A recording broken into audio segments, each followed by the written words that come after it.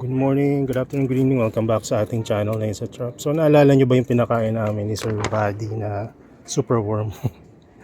Nagre-replant ako ng halaman kasi wala nang mapaglagyan yung isang tray doon. Nilagay ko na dito sa extra tray. Naalala ko, dito ko pinatong banda yung natirang superworm. Tapos nung pinalikan ko, nakatumba na. At nung tinatanggal ko yung mga halaman dito kasi para isang side ay yung BFT, yung kabila mga sanjo. Ito yung natagpuan ko.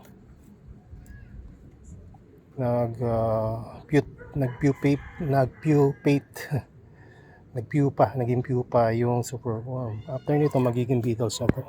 After few weeks.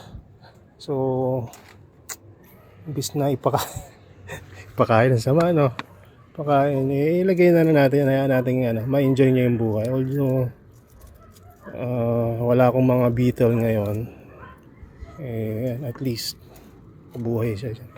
Hindi naman yan harmful sa mga, hindi pa sa ngayon, sa mga BFT natin.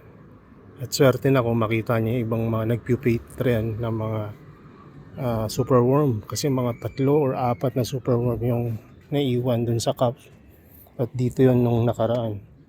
No? So anyway, in-update ko lang kayo kung nagulat rin ako. Sabi ko nagtatrim ako dito, pagkasilip ko ng ganyan may puting naka dyan.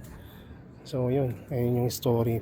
Pwede pala siyang mag-pupate yung superworm kahit nasa medyo wet na condition. So basta isolated siya. So yun lang. God bless and bye bye.